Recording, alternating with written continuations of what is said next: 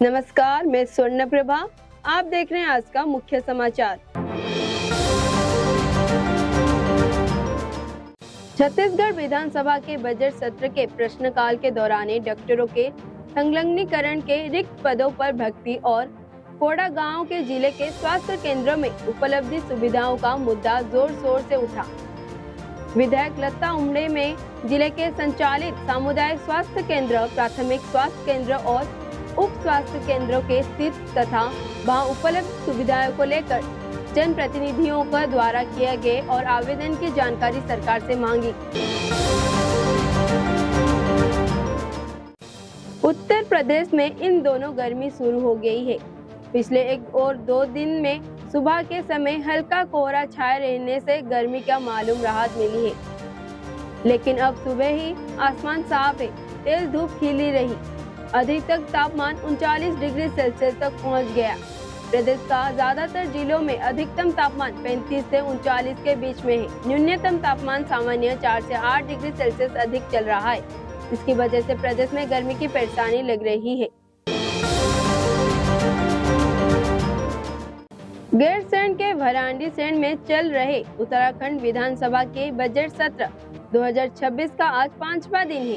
आज सदन में बजट पर चर्चा के साथ कई विभागों का बजट पारित होने की प्रक्रिया पूरी की जाएगी। इसके साथ ही आज विनियोग विधेयक की पारित किया जा सकता है और सत्र के अनिश्चित काल के लिए स्थगित होने का संभावना भी जताई जा रही है। वहीं विपक्ष आज सरकार को घेरने की तैयारी में है।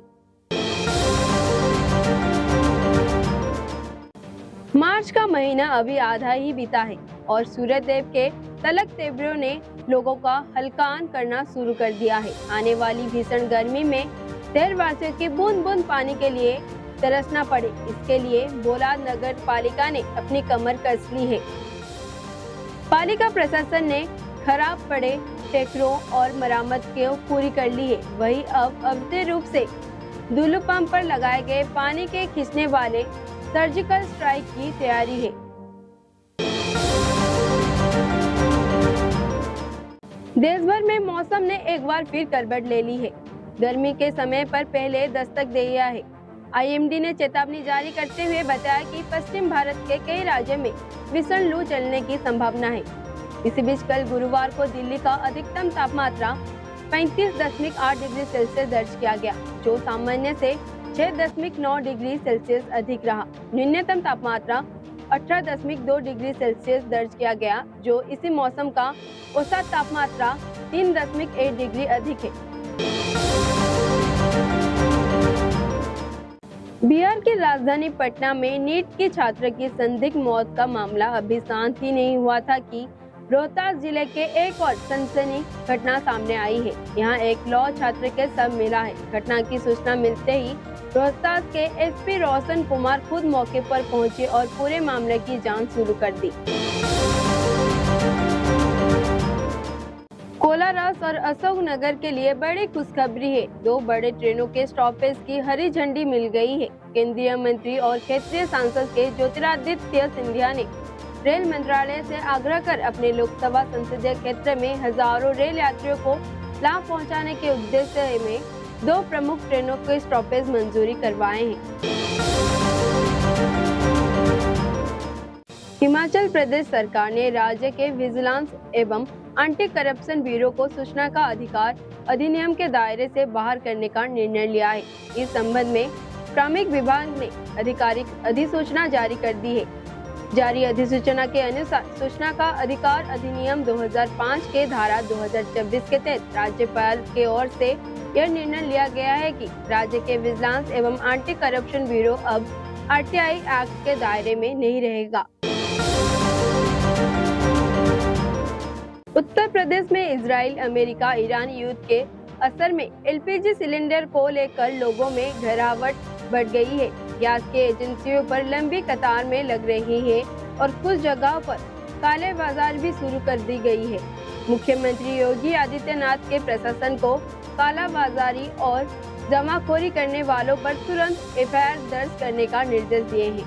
साथ ही अधिकारियों को समय पर गैस वितरण सुनिश्चित करने और लोगों को पैनिक न करने की अपील करने की कहा गया है।